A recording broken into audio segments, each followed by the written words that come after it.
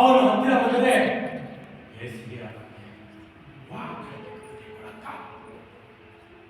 ಸಾಯೋತರ ಆಗಿದ್ದಾನೆ. ಕುಡಿಯೋದು ಬಿಡಿಸಲ್ಲ, ಗಾಂಜಾ ಸೇರೋದು ಬಿಡಲ್ಲ. ಅಸಹ್ಯ ಪ್ರಾಣಿ. ಅವನೇ ನಿನ್ನೆ ಸಾಲ ಕೇಳಕ್ಕೆ ಬಂದಿದ್ದಲ್ಲ, ಅವನೇ ಸಾಲ ಕೊಡಿಲ್ಲ ಅನ್ನೋದಕ್ಕೆ ಕೆಲಸ ಕುಡಿಯುತ್ತೆ ಅಂತ ಕೇಳಿದಲ್ಲ, ಅವನ ಬಗ್ಗೆ ಮಾತಾಡ್ತಿರೋದು. ಹೌದಾ? ಒಂದು ಕಾಲದಲ್ಲಿ ಚರ್ಮದ ವ್ಯಾಪಾರ ಮಾಡ್ತಿದ್ದ. ಹಳ್ಳಿಲಿ ಕದ್ದು ಬೇಟೆಯಾಡ್ತಾರಲ್ಲ ಜನ, ಅವ್ರ ಹತ್ರ ಚೌಕಾಸಿ ಮಾಡಿ ಕಡಿಮೆ ಬೆಲೆಗೆ ಕೊಂಡ್ಕೊಂಡು ಬೇಟೆಯಾಡಿ ಮಾಡ್ತಿದ್ದ. ಅಲ್ಲ ಮತ್ತೆ ಅವ್ನು ಯಾಕೆ ಮಾಡ? ಅವ್ನ ನಸೀಬು ಹಾಗಿತ್ತು.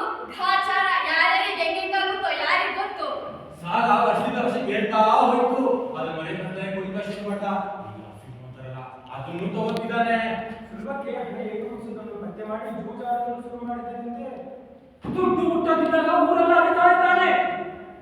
ಈ ಊರಿನ ಮುಖ್ಯ ಮನೆಯಲ್ಲಿ ಅವನ ಸಾಲ ಇದೆ. ಈಗ ಮೈ ತುಂಬಾ ಕಾಯಿಲೆ, ರಕ್ತ ಬಸಿದಿದೆ, ಹಳದಿ ಮುಖ, ಹತ್ತಿರ ಬಂದರೆ ಏಸಿದೆ ಆಗತ್ತೆ, ಮತ್ತೆ ಏನಾಗುತ್ತೆ? ಅವರಿಗೆ ಹೆಂಡತಿ 3 ವರ್ಷದ ಚುಂಬ ಅನ್ನೋ ಮಗು ಇದೆಯಂತೆ. ಹೌದಾ? ಅಗೋ ಮನುಷ್ಯ ರೂಪಿ ಪ್ರೇತ ಬರ್ತಾ ಇದೆ ನೋಡು.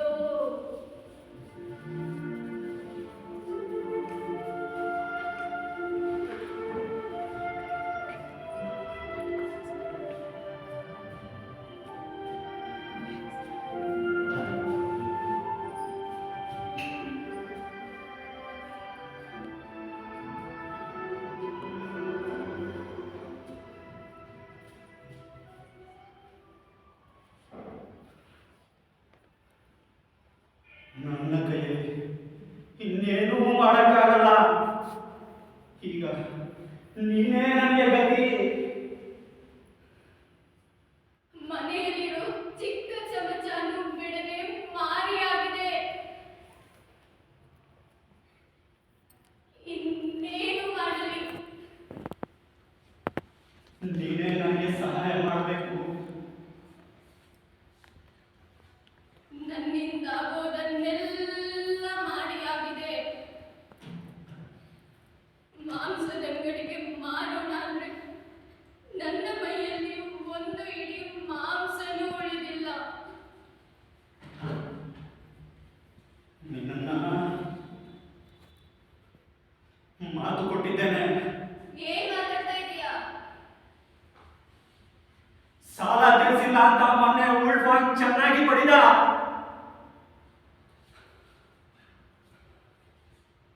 ಆತ್ಮಹತ್ಯೆ ಮಾಡಿಕೊಳ್ಳೋಣ ಅಂತ ನದಿ ಹತ್ತಿರ ಹೋದೆ. ದಾರಿಯಲ್ಲಿ ಮಿಸಸ್ ಸಿನ್ ಸಿಕ್ಕಿದರು. ನಡೆದ ವಿಷಯ ಅವರಿಗೆ ಹೇಳಿದೆ. ನನ್ನ ಪರಿಸ್ಥಿತಿ ಅವಳಿಗೆ ಅರ್ಥ ಆಗಿರಬೇಕು. ಅವಳ ಒಂದು ಸಲಹೆ ಕೊಟ್ಟಳು. ಸದ್ಯ ನಮ್ಮ ಪರಿಸ್ಥಿತಿ ನಿಭಾಯಿಸೋದಕ್ಕೆ ಅವಳ ಮಾತು ಸರಿ ಅನಿಸಿತು. ಸಾಯೋ ಯೋಚನೆ ಬಿಟ್ಟು ವಾಪಸ್ಸು ಬಂದೆ. ಏನಂದಳು? ಪಕ್ಕದ ಹಳ್ಳಿಗೆ ಒಬ್ಬ 50 ವರ್ಷದವನಿದ್ದ ಅಂತೆ. ಅವನಿಗೆ ಮಗ ಬೇಕಂತೆ. ಈಗಿರುವ ಹೆಂಡತಿಯಿಂದ ತನಗೆ ಮಕ್ಕಳಾಗಲಿಲ್ಲ ಅಂತ ಇನ್ನೊಂದು ಮದುವೆಗೆ ತೀರ್ಮಾನ ಮಾಡಿದ್ದಾನಂತೆ. ಅದಕ್ಕೆ ಅವನ ಹೆಂಡತಿ ಒಪ್ಪಲಿಲ್ಲವಂತೆ. ಅದಕ್ಕೆ ಅದಕ್ಕೆ 1-2 ವರ್ಷದ ಮಟ್ಟಿಗೆ ಒಬ್ಬ ಹೆಂಗಸನ್ನ ಗೊತ್ತು ಮಾಡುವುದು. ಮಗ ಹುಟ್ಟಿದ ಮೇಲೆ ಹಾಗೆಯನ್ನು ವಾಪಸ್ಸು ಕಳಿಸುವುದು ಅಂತ. ಹೆಂಗಸಿಗೆ 30 ವರ್ಷ ವಯಸ್ಸಾದ್ರೂ ಆಗಿರಬೇಕಂತೆ. ಒಳ್ಳೆಯವಳಾಗಿರ್ಬೇಕಂತೆ. ಮೊದಲ ಹೆಂಡತಿಗೆ ವಿಧೇಯಳಾಗಿರ್ಬೇಕಂತೆ. 1-2 ಮಕ್ಕಳಾದರೂ ಆಗಿರಬೇಕಂತೆ. ಹೀಗೊಬ್ಬಳು ಸಿಕ್ಕಿದರೆ ಕೈ ತುಂಬಾ ಹಣ ಕೊಡ್ತಾರಂತೆ.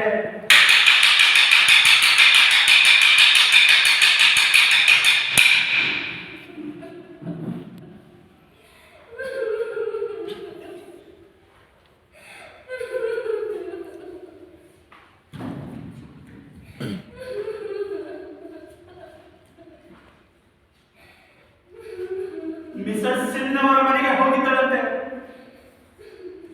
ನೀನು ಅವರಿಗೆ ಒಪ್ಪಿಗೆಯಂತೆ. ನೀನಲ್ಲಿ 3 ವರ್ಷ ಐತಿ, ಮಗ ಹುಟ್ಟದಿದ್ರೆ 5 ವರ್ಷ. 18ನೇ ತಾರೀಕು ನೀನಲ್ಲಿಗೆ ಹೋಗಲೇಬೇಕು.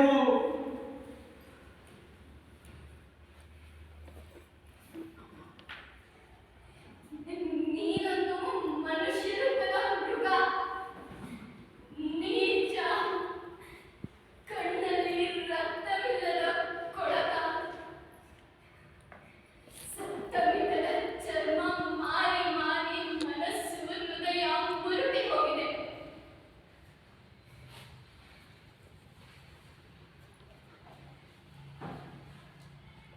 ನಿನಗೆ ಏನೆಂದರೂ ಕಡಿಮೆ. ಚೂಬ ಚೂಬ ಚೂಬ ಚೂಬ ಚೂಬ ಚೂಬ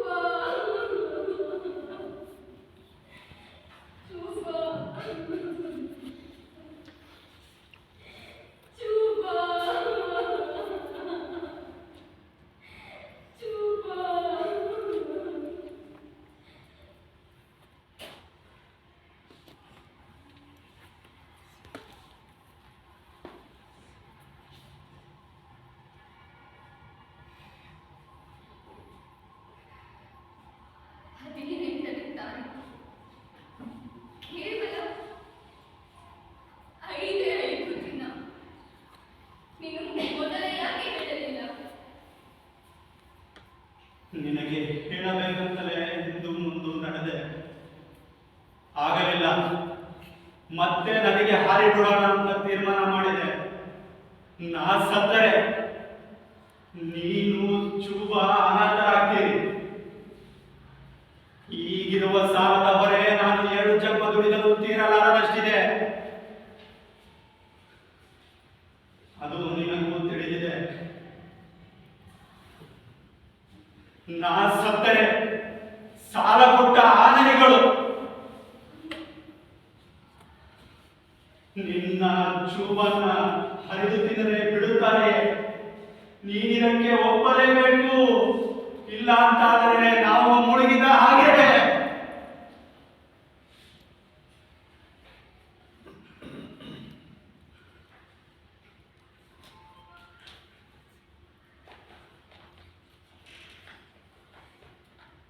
ನಾನೀಗ ಜೀವಂತ ಇದ್ದೇನೆ ಅಂತ ನೀನಂದುಕೊಂಡರೆ ಅದು ನಿನ್ನ ಭ್ರಮೆ.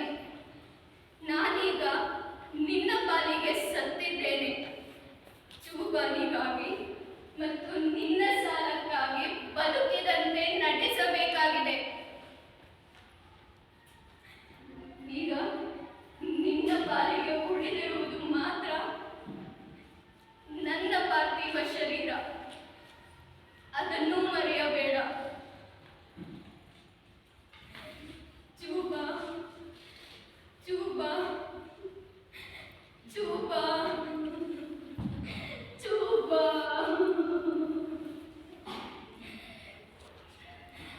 ದೇವರೇ, ಎಂಥ ನಿಷ್ಕರುಣಿ ನೀನು! ಯಾಕೆ ಮತ್ತೆ ಮತ್ತೆ ಗಾಯದ ಮೇಲೆ ತಿವಿಯುತ್ತೀಯ? ಚೂಬ ಚೂಬ ಚೂಬ.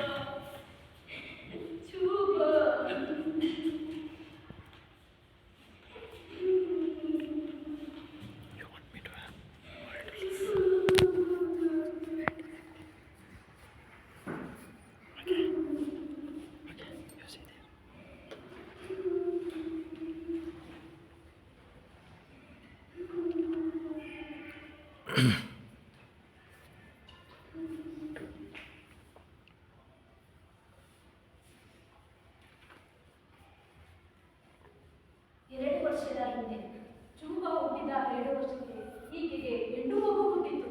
ಶವದಂತೆ ಆ ಬಯಲಿನಲ್ಲಿ ಬಿದ್ದುಕೊಂಡಿದ್ದರು. ಅದೇ ತಾನೇ ಹುಟ್ಟಿದ ಹೆಣ್ಣು ಮಗು ಹುಲ್ಲಿನ ರಾಶಿಯ ಮೇಲೆ ಬಿದ್ದು ಅಳುತ್ತಾ ಇತ್ತು. ಅದನ್ನು ಎತ್ತಿಕೊಳ್ಳಬೇಕು, ಸಮಾಧಾನಿಸಬೇಕು ಎಂದರು. ಪ್ರಸವದ ನೋವು ಅವಳನ್ನು ತಡೆದಿತ್ತು. ನನ್ನ ಬಡತನವನ್ನು ಮತ್ತಷ್ಟು ಹೆಚ್ಚಿಸಿಕೊಂಡು ಈ ಹೆಣ್ಣು ಹುಟ್ಟಿ ಬಂದೆವು ಅಂದುಕೊಂಡು ಕುದಿಯ ನೀರು ತಂದು ಅದರಲ್ಲಿ ಕಿಸು ಮಗು ಹಾಕಿದರು. ಈಕೆ ತನ್ನೆಲ್ಲ ಶಕ್ತಿ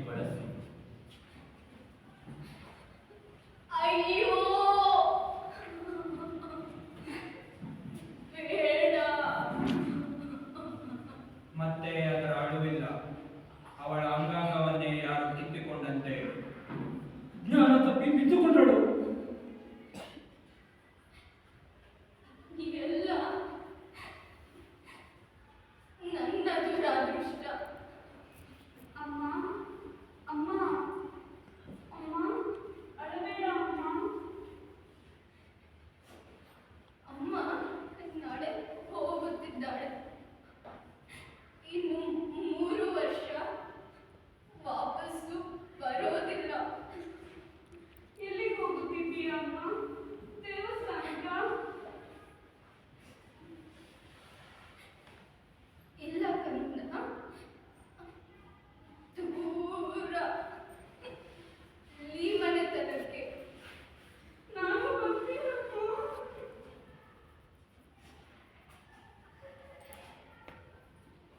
ಇಲ್ಲ ಮಗು, ನೀನು ಇಲ್ಲೇ ಅಪ್ಪನ ಜೊತೆಗಿರು. ಅವರು ನಿನ್ನನ್ನ ಚೆನ್ನಾಗಿ ನೋಡಿಕೊಳ್ತಾರೆ. ಹೇಳಿದ ಮಾತನ್ನು ಕೇಳಿಕೊಂಡು ಇರು ಮರಿ. ಇಲ್ಲ ಅಮ್ಮ, ಅಪ್ಪನ ನೋಡಿದ್ದಾರೆ. ಇಲ್ಲ ಕಣ್ಣ, ಇನ್ನು ಮೇಲಿಂದ ಅಪ್ಪ ನಿನ್ನನ್ನ ಹೊಡೆಯೋದಿಲ್ಲ. ಮಗುವನ್ನು ಮುದ್ದಿಸಿ ಎಷ್ಟು ತಾನೇ ಸಮಾಧಾನಿಸುವಳು. ಅವಳ ಕೈ ಕೆನ್ನೆಯಿಂದ ಹಣೆಗೆ ನೇವರಿಸತೊಡಗಿತು. ಹಣೆಯಲ್ಲೀಗ ವಾಸಿಯಾಗದ ಗಾಯವೊಂದಿತ್ತು. ಸಲಿಕೆ ಕೊನೆಯಿಂದ ಅಪ್ಪ ಹೊಡೆದ ಗಾಯ. ಈಗ ತಾಯಿಯ ಗಾಯ ಹೃದಯಕ್ಕೆ.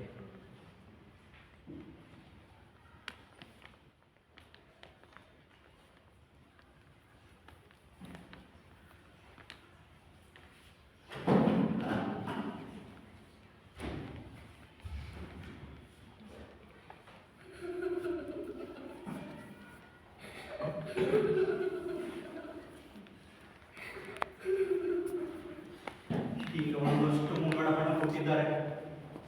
ನೀನಲ್ಲಿಗೆ ಹೋದ ಮೇಲೆ ಬಾಕಿ ಹಣ ಬರುತ್ತೆ. ಅವರು ನಿನ್ನ ಒಂದು ಮೇಳೆ ಕೆಲಸಲು ಒಪ್ಪಿದ್ದಾರೆ. ಇಲ್ಲಿಗೆ ಬರಬಹುದು. ಆ ತಾಯಿಗೆ ನಿದ್ದೆ ಬಂದಳು. ನಿದ್ದೆ ಮಾಡಿಯಾಳೆ. ರಾತ್ರಿಯೆಲ್ಲ ಶುಭ ಬಟ್ಟೆಗಳು ತುಂಬ ಕಾಲಿಸಿದರು.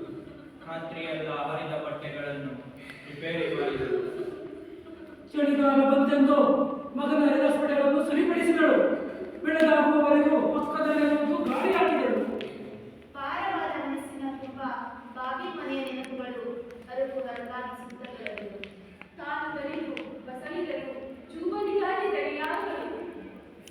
ಆ ದೀರ್ಘ ರಾತ್ರಿ ಮಿಂಚಂತೆ ಕರಗಿತು. ನಿದ್ರೆ ಬಂದಾಗ ಬೆಳಕಾಗಿತ್ತು. ಚೂಬನ ಎಬ್ಬಿಸಿ ಮುಖ ತೊಳೆದು ಶುಚಿಯಾದ ಬಟ್ಟೆ ತೊಟ್ಟಳು. ನಾ ಹೇಳಿದ್ದು ಜ್ಞಾಪಕ ಇಟ್ಟುಕೋ ಅಂತ ಅಮ್ಮ.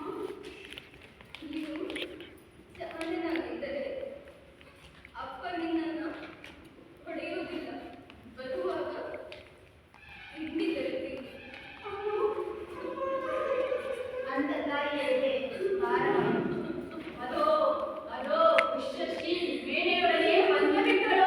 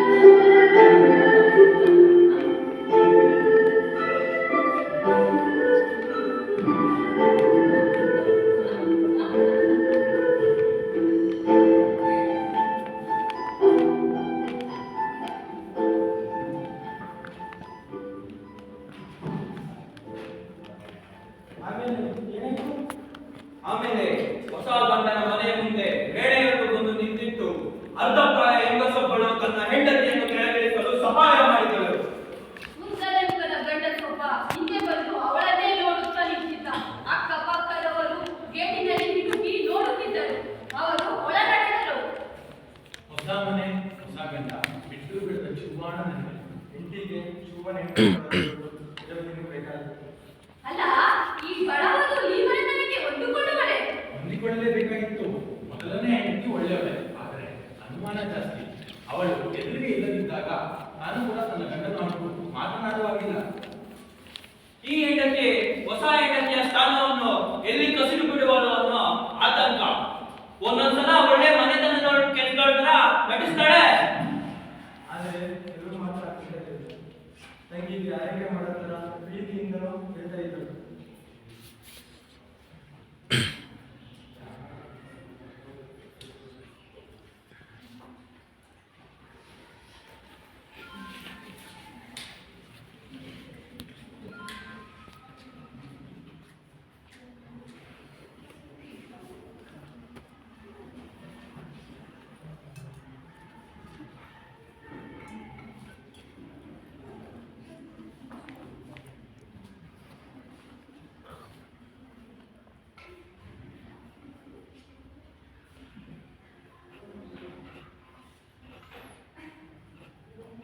ಸುಮ್ಮನೆ ನಡೆದಿರಬೇಡ. ಬಾ, ಕುಳಿತುಕೋ.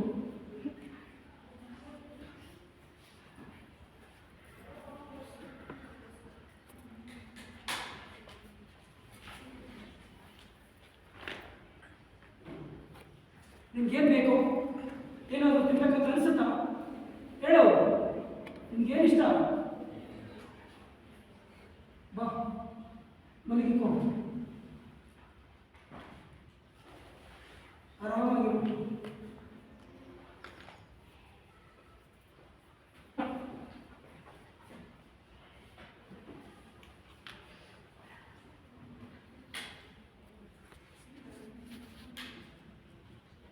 ಅಮ್ಮ, ಬಿಸ್ಕಿಟ್ ಕಾಲೇಜಲ್ಲಿ ಆಗಿತ್ತಲ್ಲ, ಬೇಡ, ನನಗೆ ನಾನೇ ಅಲ್ಲೇ ಇರು.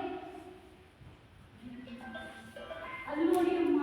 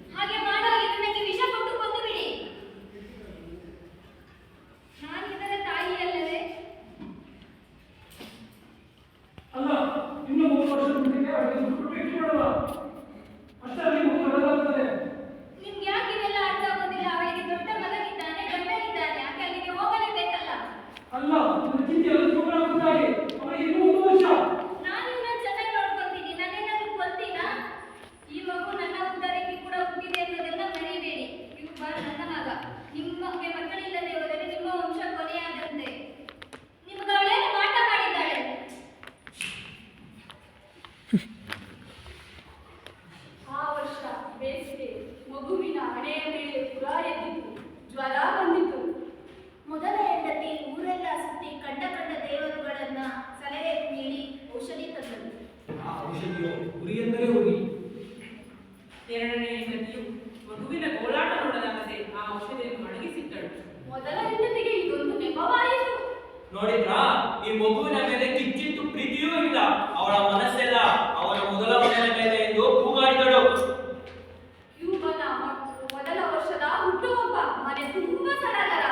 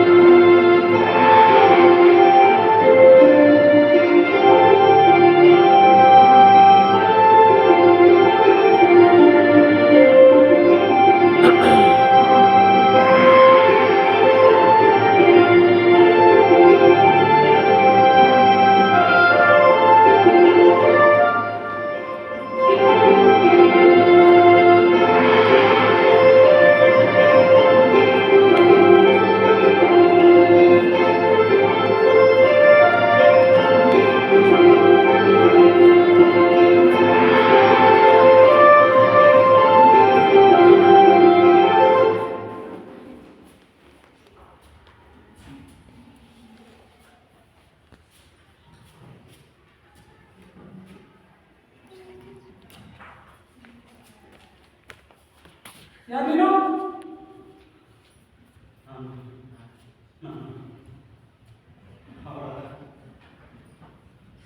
ಸರಿ, ಊಟ ಮಾಡಿ ಹೊರಡು.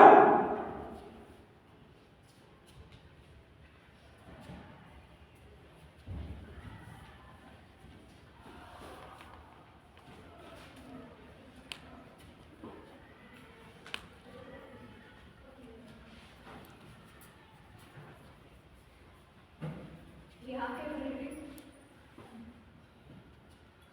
ಶೋಭನಿಗೆ ತುಂಬಾ ಕಾಯಿಲೆ. ನೀನು ಹೊರಟು ಬಂದಾಗಿನಿಂದ ಅವನಿಗೆ ಹುಷಾರು ತಪ್ಪಿದೆ. ಈಗಂತಲೂ ಮಿತಿ ಮೀರಿದೆ. ಕೂಡಲೇ ಔಷಧಿ ಕೊಡಿಸಿದ್ರೆ ಯಾವಾಗ ಸ್ವಲ್ಪ ಹಣ ಇದ್ರೆ ಕೊಡ್ತೀಯಾ?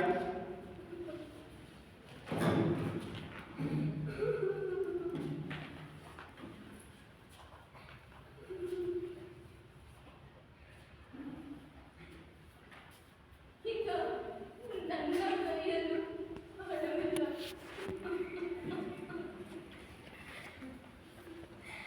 ದೇವರೇ, ಇದೆಂತ ಪರೀಕ್ಷೆ ನಮಗೆ.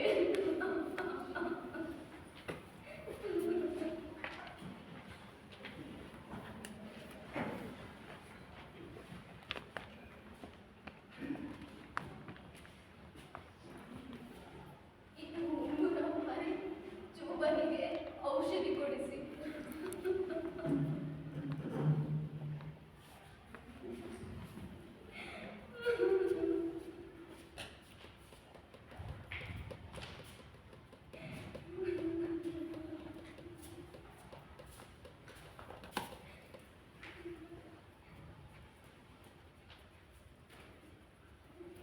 ಅಸಂಖ್ಯಾತ ಬೆಕ್ಕುಗಳು ನನ್ನ ಹೃದಯವನ್ನೇ ಹರಿದು ತಿಂದಂತೆ. ಅಳು ಬಂದರು ಅಳುವಂತಿಲ್ಲ ಕಿಯೂಬನ ಹುಟ್ಟಿದ ದಿನ. ಊರಿನವರೆಲ್ಲ ಸಂದರ್ಭದಲ್ಲಿ ಖುಷಿ ಪಡುವಾಗ ಹತ್ತು ಅಶುಭ ಉಂಟು ಮಾಡುವುದೇ? ಸದಾ ಚೂಬ ತುಂಬಿಕೊಂಡ. ಕುಂತರೆ ನಿಂತರೆ ಚೂಬ ಕಣ್ಮುಂದೆ ಬರತೊಡಗಿದ.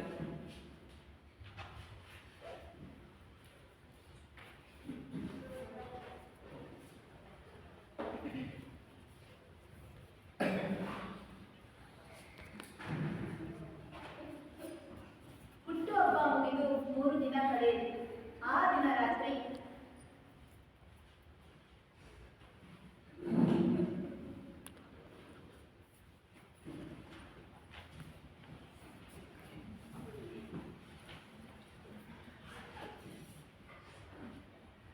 ಅಜ್ಜವ್ವ ಏನಾಯ್ತು?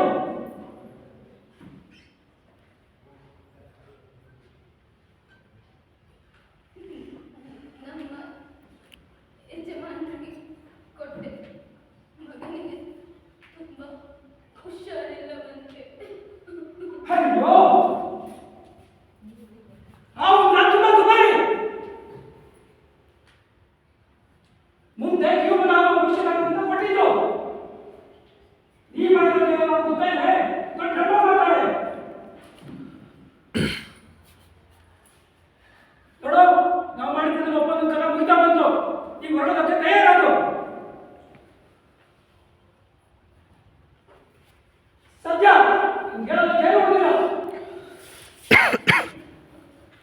ಹೆಂಡತಿ ಹೊರಡುವ ದಿನ ಬಂತು. ಮನೆ ಕೆಲಸದವರು ನನ್ನ ಬಳಿ ಹೋಗಿ ಹೊರಡಲು ಮೇಣಕ್ಕೆ ತಂದು ತಾಯಿ ಕಳಿಸಿತು. ಜಪಮಾಲೆ ಹಿಡಿದ ಹೆಂಡತಿ ನಡೆಯಲಿ ಬಿಡು. ಆ ಮೇಳೆಯವರಿಗೂ ಸಹ ನಾವೇ ದುಡ್ಡು ಕೊಡಬೇಕು. ಅವಳಿಗೆ ನಿನ್ನ ಬರಬೇಕು ದುಡ್ಡು. ಅವಳ ಗಂಡ ಉಪವಾಸದಿಂದ ಸಾಯ್ತಿದ್ದಾನಂತೆ. ಈ ಮನೆಯಿಂದ ಮನೆಗೆ ಪಾಠ ಬದಲಿಸಲು. ಆದರೆ ರಕ್ತ ಹಂಚಿಕೊಳ್ಳುವ ಮಗು ಇಲ್ಲೂ ಇದೆಯಲ್ಲ. ಚೂಬ ತಪ್ಪಿಸಿದಾಗ ಕ್ರೂರ